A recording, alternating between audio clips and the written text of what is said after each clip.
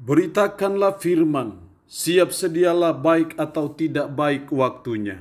Shalom, puji Tuhan. Karena Tuhan, berkat Tuhan saja yang memungkinkan kita boleh ada berjumpa lagi dalam renungan harian di hari ini.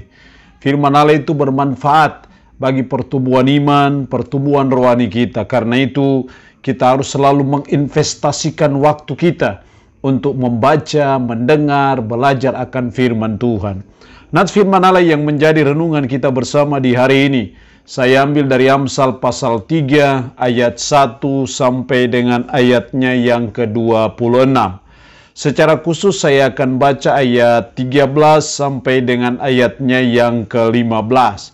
Firman-Nya berkata demikian, "Berbahagialah orang yang mendapat hikmat, orang yang memperoleh kepandaian, karena keuntungannya melebihi keuntungan perak dan hasilnya melebihi emas. Ia lebih berharga daripada permata, apapun yang kau inginkan tidak dapat menyamainya." Demikian sabda firman-Nya hari ini yang mengajar dan menasihati kita berkat hikmat. Kalau kita bicara berkat hikmat, maka sama dengan kita bicara keuntungan hikmat. Manfaat kalau kita punya hikmat dan menjalani hidup sesuai dengan hikmat Tuhan itu. Sebelum kita melihat apa berkat dari hikmat itu, apa keuntungannya bagi kita sebagai umat, sebagai orang percaya, kita coba memahami dulu apa yang dimaksud dengan hikmat Tuhan itu. Hikmat Tuhan adalah kemampuan kita memahami kebenaran firman dan menerapkan kebenaran firman itu dalam hidup kita sehari-hari, maka itu yang namanya hikmat Tuhan. Jadi hikmat Tuhan sama juga dengan kita memahami firman secara baik dan benar, dan kita menghidupinya, mewujudkannya dalam hidup kita sehari-hari, maka kita disebut sebagai orang yang berhikmat. Setelah kita memahami apa itu hikmat Tuhan, mari kita pelajari bersama hari ini apa berkat hikmat itu bagi kita.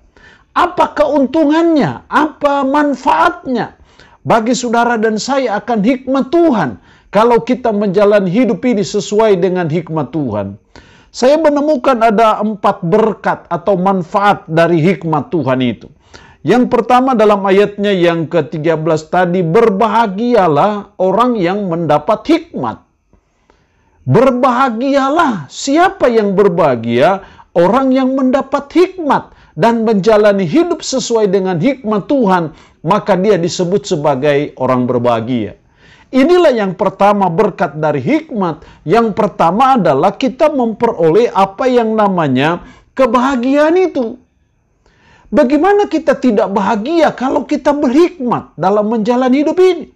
Bagaimana kita tidak berbahagia kalau hikmat Tuhan itu menjadi penuntun hidup kita, menjadi kompas dalam perjalanan hidup kita? Pastilah kita berbahagia. Makanya kita seringkali mendengar, berbahagialah orang yang mendengar dan melakukan firman. Karena sebenarnya intinya, sederhananya, hikmat itu ya kita melakukan firman. Kalau kita melakukannya, maka kita disebut orang yang berhikmat. Dan itu pasti kita akan berbahagia.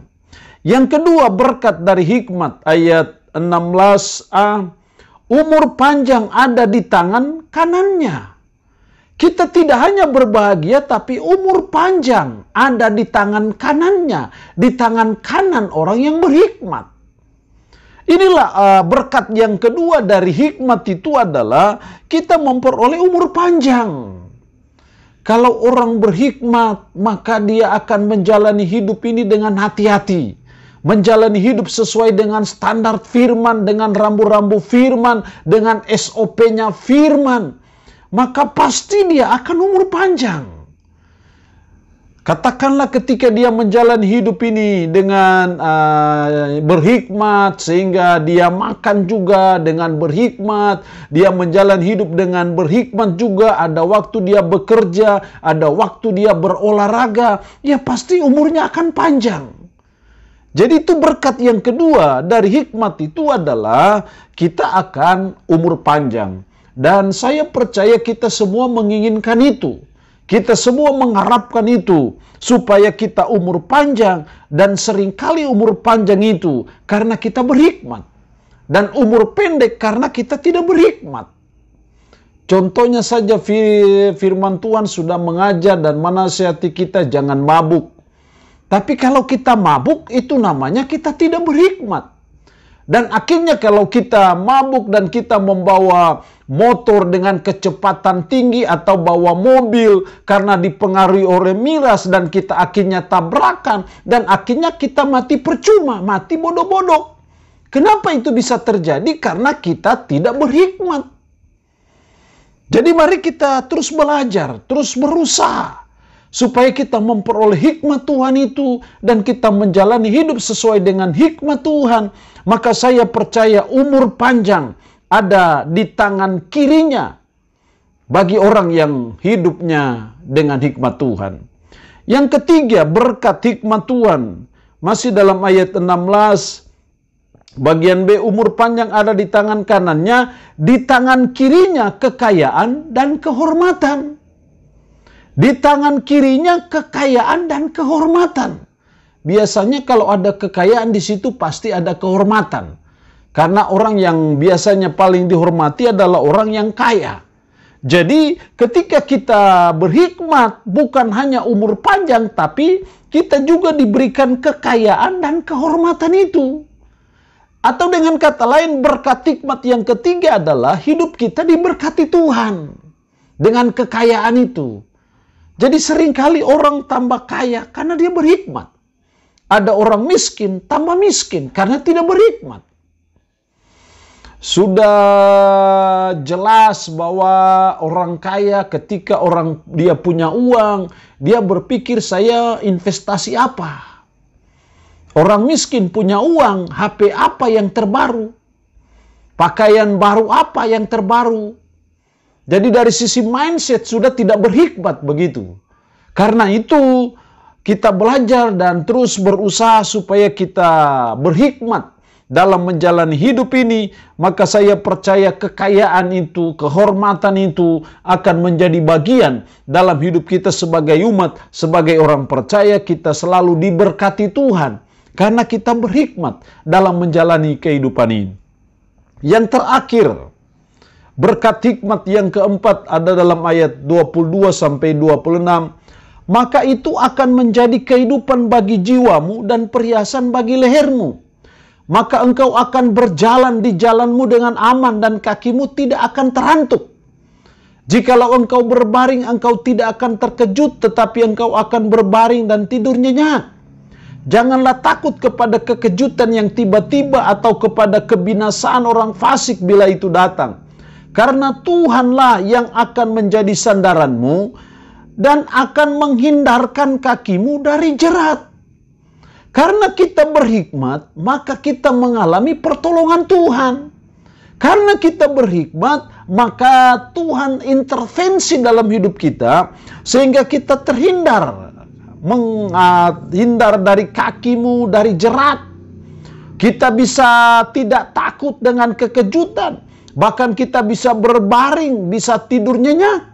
Itu semua karena apa? Kita berhikmat. Jadi hal yang keempat, berkat keempat dari hikmat itu adalah kita memperoleh intervensi Tuhan, memperoleh pertolongan Tuhan.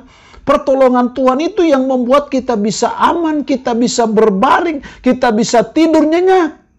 Karena apa? Kita mengalami pertolongan Tuhan dan akan menghindarkan kakimu dari jerat. Kenapa?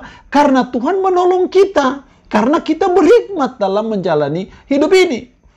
Bagaimana tidak kalau kita berhikmat berarti kita melaksanakan firman, menghidupi firman, mentaati firman dalam hidup kita. Ya pasti Tuhan tolong kita. Ya pasti ada intervensi Tuhan yang spesial, ada special treatment, ada perlakuan yang khusus, yang istimewa dari Tuhan bagi saudara dan saya. Karena kita berhikmat, kita taat terhadap firman, kita menjalani hidup berdasarkan firman, ya pasti ada perlakuan khusus dan istimewa Tuhan bagi saudara dan saya, dan itulah berkat hikmat Tuhan. Allah yang punya firman ini memberkati kita dengan firman-Nya di hari ini. Amin. Mari kita berdoa. Puji syukur untuk kebenaran firman-Mu hari ini, yang mengajar dan menasihati kami berkat hikmat. Ada 4 berkat hikmat itu.